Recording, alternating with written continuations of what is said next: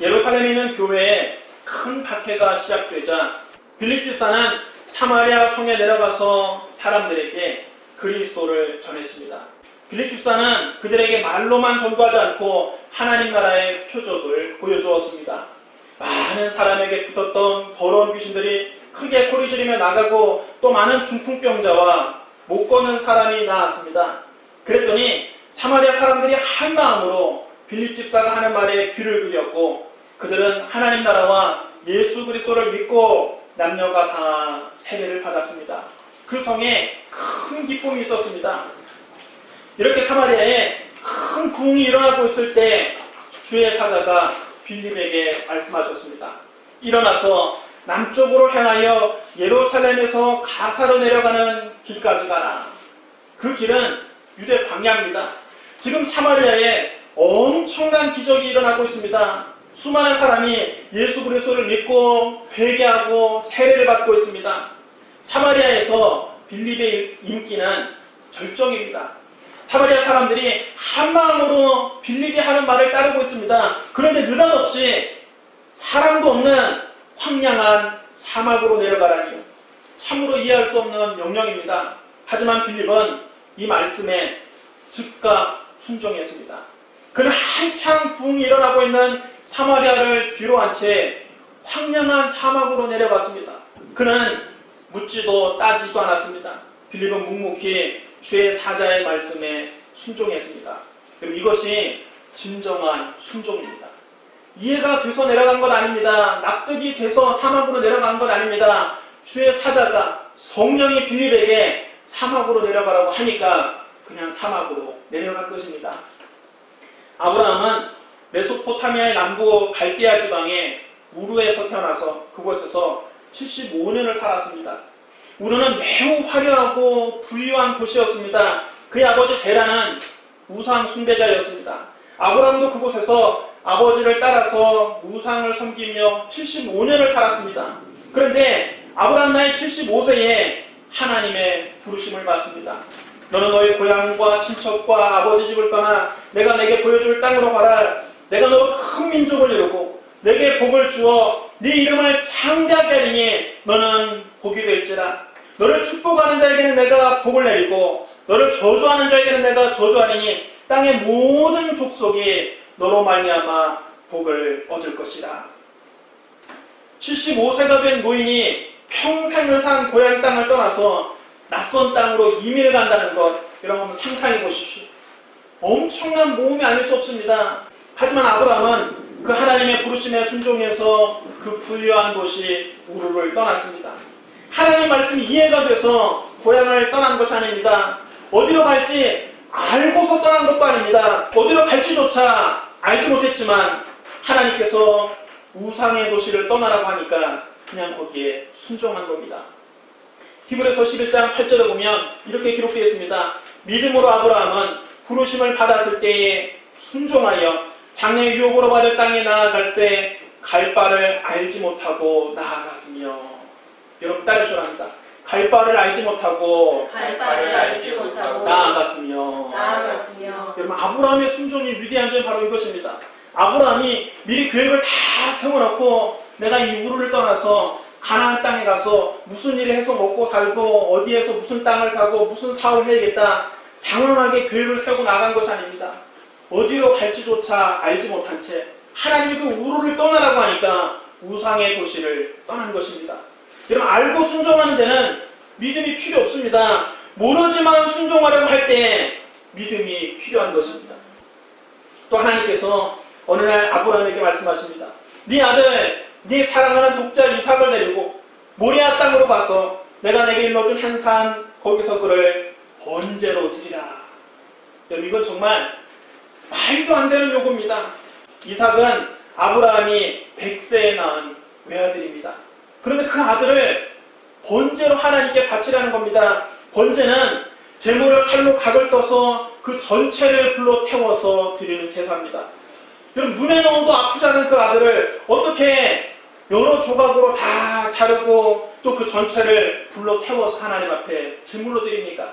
여기 하나님의 명령을 누가 과연 납득할 수 있겠습니까? 그런 아브라함은 다음날 아침 일찍 일어나 나귀의 안장을 지우고 자기의 두 종과 이삭을 데리고 번제했을 나무를 쪼개어가지고 하나님이 자기에게 일러준 곳으로 나아갔습니다. 아브라함은 하나님께 묻지 않았습니다. 하나님, 제가 왜 100세에 낳은 아들을 하나님께 제물로 바쳐야 합니까? 아들을 나에게 주실 때는 언제고 이제 와서는 왜 아들을 다시 내놓으라고 하십니까? 무엇 때문에 나에게 이렇게 엄청난 요구를 하십니까? 납득이 안 되잖아요. 제가 이해할 수 있도록 설명이라도 좀 해주십시오. 내가 설명을 듣고 하나님 말씀 이해가 되면 순종하겠습니다. 그러나 아브라함이 이렇게 따지지 않았습니다. 아브라함은 아무 말 없이 하나님 명령에 순종합니다. 그는 그 다음날 아침 묵묵히 일어나서 나귀의 안장을 지우고 하나님이 명령하신 곳으로 떠난 것입니다. 하나님께서는 아브라함의 그 순종을 보시고 그에게 복을 주셨습니다.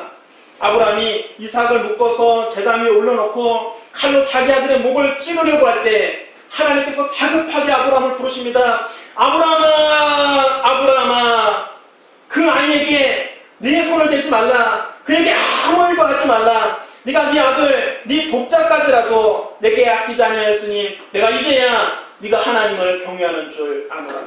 내가 나를 가리켜 맹세하노니 네가 이같이 행하여 네 아들 네 독자도 아끼지 아니하였은즉 내가 내게 큰 복을 주고 내 씨가 크게 번성하여 하늘의 별과 같고 바닷가의 모래와 같게 하리니 네 씨가 내 대적의 성문을 차지하리라. 또 네 씨로 말미암아 천하 만민이 복을 받으리니 이는 네가 나의 말을 준행하여 쓰리니라. 여러분, 아브라함은 하나님 말씀이 이해가 돼서 순종한 것이 아닙니다. 하나님을 온전히 신뢰했기 때문에, 하나님을 전폭적으로 믿었기 때문에 이해가 되지 않는 하나님 말씀에도 순종한 것입니다. 하나님께서는 이 아브라함의 믿음과 순종을 보시고 이삭 대신 번제로 바칠 순양도 예배해 주셨고 아브라함에게 큰 복을 주셨습니다. 마침내 아브라함은 믿음의 조상이 되었습니다. 또 아브라함의 계보에서 우리 주 예수 그리스도께서 태어나셨고 예수 그리스도로 말미암아 천하 만민이 복을 받게 되었습니다. 하나님 말씀대로 된 것입니다. 우리가 여러분 아브라함처럼 하나님을 온전히 신뢰하고 전적으로 순종할 때 하나님께서 예비하신 축복을 받을 수 있습니다. 저와 여러분도 아브라함처럼 빌립처럼 하나님을 온전히 신뢰하고 전적으로 순종하게 되시기를 주님의 이름으로 축원합니다. 빌립은 광야길을 가다가 우연히 에티오피아 여왕 간다게의 모든 국고를 관리하는 내시를 만나게 됩니다. 그리고 우리가 내시라고 하면 턱에 수염이 없고 가느다란 목소리로 주상전하 납시오 이런 사람으로 여러분 알고 있죠. 하지만 여러분 왕정국가에서는 내시는 왕을 가장 가까이에서 보시는 궁중의 실세들이었습니다.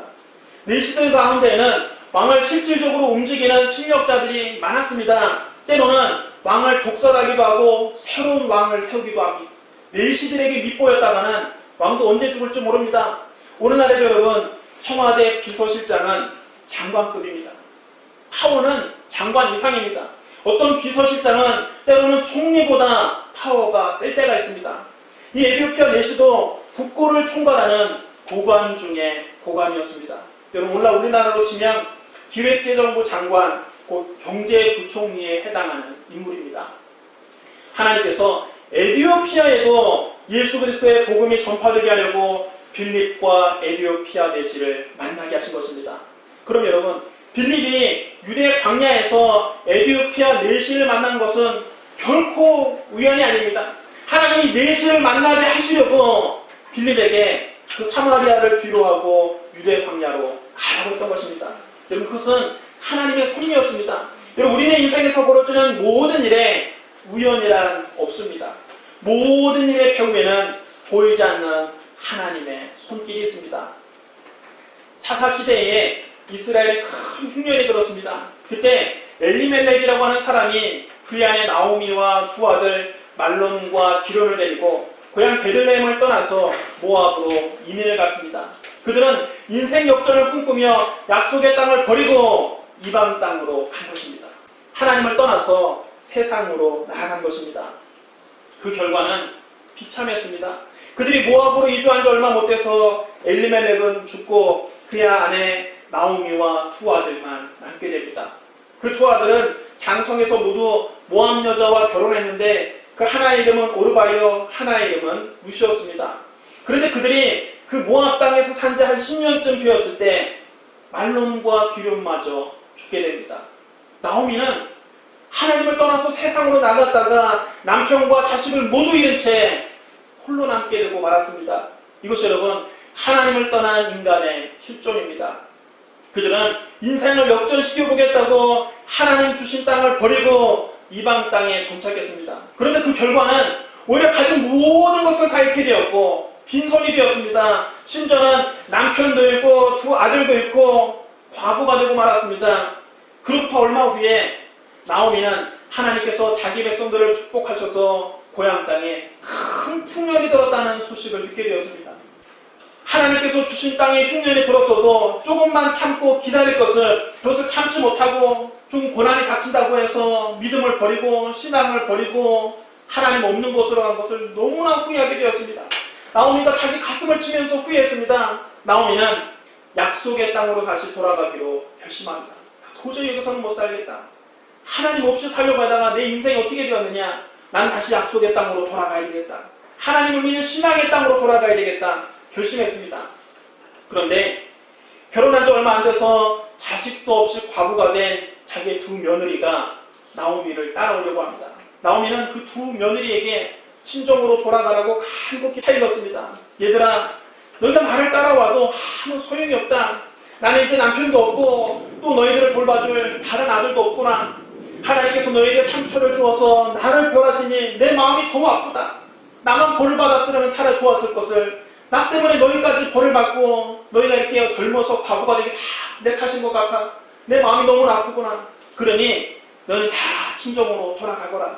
너희는 죽은 너희 남편과 나를 지금까지 정성껏 섬겼다. 그러므로 하나님께서 너희에게 행한 대로 갚아주기를 원하며 또 너희가 재혼해서 행복한 가정을 이룰 수 있도록 하나님 너희를 축복해 주시기를 원한다. 이 말을 들은 두 며느리가 소리를 내서 울었습니다. 그러다가 오르바는 시어머니에게 입을 맞추고 작별 인사하고 친정으로 돌아갔는데 룻은 끝까지 나오미를 떠나지 않는 것입니다. 그래서 나오미가 룻에게 다시 한번 타이릅니다. 얘야, 너의 동서는 자기 백성과 자기 친들에게로 돌아갔는데 너도 동서를 따라 돌아가도록 해라. 그러나 룻은 시어머니를 따라 유대 땅으로 가기를 작정했습니다. 내게 어머니를 떠나며 어머니를 따르지 말고 돌아가라 강권하지 마옵소서. 어머니께서 가시는 곳에 나도 가고 어머니께서 머무시는 곳에 나도 머물겠나이다. 어머니의 백성이 나의 백성이 되고 어머니의 하나님이 나의 하나님이 되시리니 어머니께서 죽으시는 곳에서 나도 죽어 거기 묻힐 것이라. 내가 만일 죽는 일 외에 어머니를 떠나면 여호와께서 내게 벌을 내리시고 더 내리시기를 원하나이다. 그는 이 유대 가문의 시집을 와서 이스라엘의 하나님을 만난 것입니다. 그러니까 신앙의 가문의 시집을 와서 원래는 이방인이었는데 여호와 하나님을 알지도 못하는 사람이었는데 이 유대 가정의 시집을 와서 여호와 하나님을 믿게 된 것입니다. 그는 그 믿음을 결코 포기하지 않겠다는 것입니다. 어머니의 하나님이 나의 하나님이 되시리니 이 고백이 여러분 중요합니다. 나오미는 이 룻의 신앙 고백을 듣고 감탄하지 않을 수 없었습니다. 세상에, 네가 하나님을 만났구나. 네가 우리 집에 시집을 와서 하나님을 알아보냈구나. 그렇다면 어쩔 수 없다. 그럼 함께 가자. 나오미가 룻을 데리고 베들레헴에 돌아왔더니 온 성이 떠들썩하며 그들을 환영했습니다. 이방 땅에 가서 남편도 잃었지요. 자식도 잃었지요. 너무나 많은 시련을 겪은 탓에 나오미의 얼굴은 몰라볼 정도로 초췌해졌습니다. 고향 사람들에게 나오미 얼굴을 보고 이 사람이 정말 나오미냐 하고 물을 정도였습니다. 그러자 나오미가 그 고향 사람들에게 대답을 합니다. 이제 나를 나오미라 부르지 말고 마라라고 불러주시오. 전능하신 하나님이 나에게 괴로운 시련을 많이 주셨습니다. 내가 이곳을 떠날 때는 가진 것이 많았으나 여호와께서는 나를 빈손으로 돌아오게 하셨습니다. 여호와께서 나를 버리시고 나에게 괴로움을 많이 주셨으니 당신들이 어찌 나를 나오미라 부를 수 있겠습니까? 왜 이런 말을 했냐면 나오미라는 이름은 즐거움이라는 뜻입니다. 나오미라는 이름은 즐거움이라는 뜻인데 너무나 많은 고난을 당한 사람에게 무슨 즐거움이라고 부를 수 있겠느냐? 그러니 쓰다 괴롭다라는 뜻의 말하라고 자신을 불러달라는 것입니다. 나오미는 고향 사람들 앞에서 얼굴을 들 수 없었습니다. 이제 고향 땅에 돌아왔지만 가만히 앉아있으면 여러분 누가 밥을 먹여줍니까? 먹고 사는 게 여러분 이렇게 만만치가 않잖아요. 룻이 시어머니에게 말했습니다. 어머니, 지금 보리될 때가 되었으니 제가 나가서 보리밭에 가서 이삭이라도 좀 주워오겠습니다. 룻이 밭으로 나가서 보리배는 일꾼들을 따라다니면서 땅에 떨어진 이삭을 주웠습니다. 그런데 우연히 보아스의 밭에서 이삭을 주게 됩니다. 룻은 이방 여인이니까 어딘지도 모르고 찾아갔는데 거기가 바로 보아스의 밭이었습니다. 룻기 2장 3절에 이 말씀을 분명히 이렇게 기록하고 있습니다. 룻이 가서 베는 자를 따라 밭에서 이삭을 줍는데 우연히 엘리멜렉의 친족 보아스에게 속한 밭에 이르렀더라. 우연히 찾아갔습니다. 여러분, 보아스는 룻의 시아버지 엘리멜렉의 친척이었는데 굉장한 부자였습니다. 룻이 보아스의 밭에 간 것이 우연인 것 같지만 사실은 여러분 그 배후에는 하나님의 섭리가 있는 것입니다. 여러분, 우리 인간 편에서 볼 때는 우연이지만 전지전능하신 하나님 편에서 볼 때는 모두 다 섭리인 것입니다. 하나님께서 룻을 보아스의 밭으로 인도하신 것입니다. 그때 마침 또 보아스가 베들레헴에 막 도착했습니다. 룻이 그 밭에 가서 그 땅에서 땅에 떨어진 이삭을 줍는 바로 그 순간에 보아스가 정말 그 밭까지 찾아온 것입니다. 그가 자기 일꾼들이 보리를 잘 베고 있는지 살펴보기 위해서 밭에 왔다가 우연히 룻을 만나게 되었습니다. 하나님께서 이 룻의 믿음을 보시고 보아스를 만나게 하신 것입니다. 얼마 후에 룻은 보아스와 정안에서 오벳을 낳았습니다. 오벳은 다윗의 할아버지입니다. 룻은 하나님을 믿고 진정한 인생 역전을 경험했습니다. 남의 밭에서 땅에 떨어진 이삭을 줍던 여자가 그 밭의 안주인이 되었습니다. 룻은 비록 이방 여인이었지만 나중에 예수님의 족보에도 이름이 오르는 영광을 얻게 됩니다. 여러분, 우리가 룻처럼 하나님 뜻대로 살면 하나님께서는 우연히 뜻밖의 돕는 손길을 만나게 하십니다. 여러분, 우리가 빌립지사처럼 하나님 일을 하면 하나님께서는 우리가 꼭 만나야 할 사람을 만나게 해주십니다. 여러분에게 이런 만남의 축복이 있게 되시기를 주님의 이름으로 축복합니다. 에디오피아 내시는 베들레헴에 예배하러 갔다가 돌아오는 길에 마차에서 선지자 이사야의 글을 읽고 있었습니다. 성령님께서 그때 빌립에게 말씀하십니다. 이 수레로 가까이 나아가라. 빌립이 달려가서 그 사람이 선지자 이사야의 글을 읽는 소리를 듣고 읽는 것이 다 이해가 됩니까? 물어보았습니다. 그러자 그는 가르쳐주는 사람이 없으니 어찌 이해할 수 있겠습니까? 하면서 빌립에게 어서 마차로 올라와서 그 곁에 앉으라고 말했습니다. 그가 읽던 구절은 마침 이사야 53장이었습니다. 그가 도살자에게로 가는 양같이 끌려갔고 털 깎는 자 앞에 있는 어린 양이 조용함같이 그 입을 열지 아니하였도다. 그가 굴욕을 당하였을 때에 공정한 재판도 받지 못하였으니 누가 그의 세대를 말하느뇨? 그의 생명이 땅에서 빼앗김이로다. 내시가 이 글을 읽다가 빌립에게 물어보았습니다. 이 말한 것이 도대체 누구를 가리키는 겁니까? 이사야 선지자 자기 자신을 가리키는 겁니까? 아니면 다른 사람을 가리키는 겁니까? 여러분, 이 말씀 여러분 누구를 가리키는 겁니까? 바로 우리 주 예수 그리스도를 가리키는 말씀이죠. 예수님은 우리를 대신해서 십자가 못 박을 때 마치 도성으로 끌려가는 어린 양과 털 깎는 자 앞에서 잠잠한 양같이 그 입을 열지 않으셨습니다. 그가 곤욕을 당하여 괴로울 때에도 그 입을 열지 않으셨습니다. 이사야 53장은 우리의 즐거움을 대신 짊어지고 우리의 슬픔을 대신 당하신 그리스도에 관한 말씀입니다. 그가 찔림은 우리의 허물 때문이요, 그가 상함은 우리의 죄악 때문이라. 그가 징계를 받음으로 우리는 평화를 누리고 그가 채찍에 맞음으로 우리는 나음을 받았도다. 이것이 예수님의 십자가 고난의 의미입니다. 우리의 허물 때문에 주님은 머리에 가시관이 찔리셨습니다. 우리의 죄악 때문에 예수님의 온몸은 상하셨습니다. 하나님과 우리를 화해시키려고 예수님이 대신 징계를 받으셨습니다. 우리의 머리부터 발끝까지 모든 병을 치료하시려고 주님은 머리에서부터 발끝까지 모진 채찍에 맞으셨습니다. 빌립은 이 이사야 53장에서부터 시작해서 예수 그리스도의 복음을 자세히 가르쳐 주었습니다. 모든 성경은 예수 그리스도에 관한 말씀입니다. 구약 성경은 오실 예수님에 대해 예언하고 있습니다. 신약 성경은 오신 예수님에 대한 말씀입니다. 요한계시록은 다시 오실 예수님에 관한 예언입니다. 창세기부터 요한계시록까지 모든 성경이 예수 그리스도를 말씀하고 있습니다. 모든 성경은 예수로 통합니다. 여러분 따라주셔야 합니다. 모든 성경은 예수로 통합니다.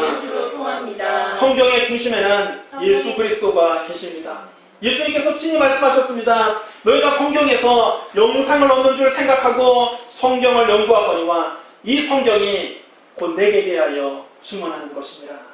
여러분 성경에 기록된 목적이 우리가 예수 그리스도를 믿고 영생을 얻게 하려는 것입니다. 요한복음 20장 31절에 이렇게 기록되어 있습니다. 오직 이것을 기록하면 너희 예수께서 하나님의 아들 그리스도심을 믿게 하려 하며 또 너희를 믿고 그의 이름을 힘입어 생명을 얻게 하려 함이니라. 그럼 여러분 우리가 성경을 읽을 때 예수 그리스도 중심으로 읽어야 합니다. 창세기부터 요한계시록까지 모든 성경에서 예수 그리스도를 만나야 합니다. 특별히 예수님의 십자가와 부활에 집중해야 됩니다. 그것이 성경이 우리에게 전하고자 하는 핵심 메시지입니다. 여러분이 성경을 읽을 때마다 십자가에서 죽으시고 부활하신 예수 그리스도를 만나게 되시기를 주님의 이름으로 축원합니다. 빌립이 이사야 53장에서부터 시작해서 예수 그리스도의 십자가와 부활의 복음을 자세히 설명하자 이 에티오피아 내시가 큰 은혜를 받았습니다. 그들이 가다가 물이 있는 곳에 이르렀을 때 그 내시가 빌립에게 물었습니다. 보라, 여기 물이 있으니 내가 세례를 받음에 무슨 거리낌이 있느냐? 그는 마차를 멈추게 하고 빌립과 함께 물로 내려가서 빌립에게 세례를 받았습니다. 세례라는 말은 물로 씻는 의식이라는 뜻입니다. 세례의 헬라 원어는 밥티스마입니다. 이 밥티스마는 동사 밥티조에서 파생된 말입니다. 밥티조라는 말은 담그다, 잠그다, 가라앉다 이런 뜻입니다. 그러므로 원어에 좀 더 충실한 번역은 물속에 완전히 잠기는 의식이라는 뜻의 침례입니다. 에티오피아 내시도 광야길을 가다가 물 있는 곳에서 물속에 완전히 잠겼다 나오는 침례를 받았을 것입니다. 침례는 그리스도의 죽음과 합하여 나의 옛사람이 죽었음을 선언하는 의식입니다. 그리스도께서 십자가 못 박혀 죽을 때 나도 그리스도와 함께 그 자리에서 죽은 것입니다. 그리스도께서 무덤에 장사되었을 때 나도 그리스도와 함께 장사된 것입니다. 그리스도는 돌무덤에 장사되었다면 나는 물무덤에 수장되는 것입니다. 죄의 포로가 된 나는 죽었습니다. 세상과 마귀에 속한 나는 죽었습니다. 병마에 묶인 나는 이미 죽었습니다. 저주의 가시덤불 속에서 뒹굴며 살던 나는 십자가에 못 박혔습니다. 나의 교만과 아집과 탐욕은 무덤에 장사되었습니다. 여러분 이렇게 선언하는 것이 바로 침례입니다. 나의 옛사람이 죽었음을 선언하는 것이 침례입니다. 그러나 여기에서 끝이 아닙니다. 만약 죽는 것으로 모든 것이 끝난다면 그것은 기독교가 아닙니다. 기독교는 부활의 복음입니다. 우리는 죽기 위해서 죽는 것이 아니라 다시 살기 위해서 죽는 겁니다. 침례의 또 다른 의미는 내가 그리스도와 함께 새 사람으로 다시 태어났음을 선언하는 것입니다. 물속에 잠기는 것은 그리스도와 함께 나의 옛사람이 죽었음을 의미한다면 물에서 다시 나오는 것은 그리스도와 함께 새 사람으로 살게 되었음을 확증하는 것입니다. 다시 말하면 나의 옛사람은 예수와 함께 죽고 그리스도로 옷 입은 새 사람으로 다시 태어났다는 것입니다. 이제 나는 그리스도 안에서 용서받은 의인이 되었습니다. 성령 충만한 예수님의 제자가 되었습니다. 예수 그리스도의 보혈로 나의 마음의 병과 육신의 질병을 치료받고 건강한 사람이 되었습니다. 나는 아브라함의 복받은 사람이 되었습니다. 나는 예수님처럼 온유하고 겸손한 사람이 되었습니다. 로마서 6장 3절로 4절에 이렇게 기록되어 있습니다. 무릇 그리스도 예수와 합하여 세례를 받은 우리는 그의 죽으심과 합하여 세례를 받은 줄 알지 못하느냐? 그러므로 우리가 그의 죽으심과 합하여 세례를 받음으로 그와 함께 장사되었나니 이는 아버지의 영광으로 말미암아 그리스도를 죽은 자 가운데서 살리신 것 같이 우리도 또한 새 생명 가운데서 행하게 하려 함이라. 에티오피아 내시는 그날 예수 그리스도를 영접하고 세례를 받고 새 사람이 되었습니다. 두 사람이 물에서 올라올 때 주인이 갑자기 빌립을 이끌어 가셨습니다. 그래서 내시는 더 이상 빌립을 볼 수 없었습니다. 그러나 예수 그리스도를 영접한 이 내시는 기쁨으로 가득 차서 자기 나라로 돌아갔습니다. 이 내시를 통해 복음이 아프리카, 에티오피아까지 전달된 것입니다. 한편 빌립은 성령의 인도하심을 받고 아소도에 나타나 여러 마을에 다니면서 또 복음을 전하고 마침내 가이사라까지 가서 복음을 전했습니다. 여기서 우리는 전도의 주체가 성령님이라고 하는 사실을 알 수가 있습니다. 빌립에게 남쪽으로 향하여 유대 강화로 내려가라고 하신 분도 성령님이십니다. 에티오피아 내시를 만나게 해주신 분도 성령님이십니다. 빌립을 아소도와 가이사라까지 이끌어 가신 분도 성령님이십니다. 에티오피아 내시를 전도하는데 처음부터 끝까지 성령님께서 빌립을 인도하셨습니다. 빌립은 성령님의 인도를 따랐을 뿐입니다. 여러분, 우리가 성령님의 인도하심에 순종할 때 전도의 열매가 맺히게 됩니다. 전도는 우리의 능력으로 할 수 있는 것이 아닙니다. 전도는 성령의 능력으로만 가능합니다. 성령님의 도우심 없이 우리가 아무리 전도해도 상대방이 복음을 받아들이지 않습니다. 성령의 능력 없이 전도하면 100전백패합니다. 100번 나가면 100번 실패합니다. 전도는 사람의 말로 되지 않습니다. 말재간이 좋다고 사람의 마음문이 열리지 않습니다. 우리가 아무리 설득력 있는 말, 지혜로운 말로 전도해도 열매가 맺히지 않습니다. 성령의 능력이 나타나야만 그 마음이 열리고 예수 그리스도를 구주로 영접하는 것입니다. 성령의 도와주셔야 이 에티오피아 내시처럼 주의 말씀을 읽다가 마음이 열려서 예수님을 구주로 영접하고 세례를 받게 되는 것입니다. 전도의 주체는 내가 아니라 성령님이십니다. 그래서 예수님께서 제자들에게 위로부터 능력으로 입혀질 때까지 기도하면서 성령을 기다리라고 분부하신 것입니다. 예루살렘을 떠나지 말고 내게서 들은 바 아버지께서 약속하신 것을 기다리라. 요한은 물론 세례를 베풀었으나 너희는 연락이 못되어 성령으로 세례를 받으리라. 오직 성령이 너희에게 임하시면 너희가 권능을 받고 예루살렘과 온 유대와 사마리아와 땅끝까지 이르러 내 증인이 되리라. 오직 성령이 임하셔야만 우리가 권능을 받을 수 있습니다. 우리가 성령의 권능을 받아야만 예루살렘과 온 유대와 사마리아와 땅끝까지 복음을 전할 수 있습니다. 빌립이 성령의 인도하심을 따르자 복음이 예루살렘과 온 유대와 사마리아를 넘어서 이제 에티오피아까지 전파되게 된 것입니다. 오늘 여러분, 하나님께서 주시는 성령의 능력을 받아서 예수 그리스도의 십자가 복음을 온 세계에 힘있게 전하되시기를 주님의 이름으로 축원합니다. 사랑하는 성도 여러분, 빌립은 광야로 내려가라는 성령님의 말씀에 즉각 순종했습니다. 빌립이 광야에서 에티오피아 내시를 만난 것은 하나님의 섭리였습니다. 빌립은 이 에티오피아 내시에게 예수를 가르쳐 복음을 전했습니다. 에티오피아 내시는 세례를 받고 그리스도인으로 거듭났습니다. 이 내시를 통해 에티오피아까지 복음이 전파되게 하려는 하나님의 큰 그림이 이루어진 것입니다. 그럼 여러분, 저와 여러분도 주일을 할 때에 또는 여러분이 사업을 할 때에 직장을 다닐 때에 내 생각을 내려놓고 성령님의 인도하심에 순종하게 되시기를 주님의 이름으로 축원합니다. 기도하겠습니다. 사랑과 은혜가 풍성하신 하나님 아버지, 빌립의 사마리아에서 복음을 증거할 때에 하나님께서 광야로 내려가라 하신 이 말씀에 빌립이 온전히 순종한 것처럼 우리도 하나님의 음성에 즉각 순종하게 하여 주시옵소서.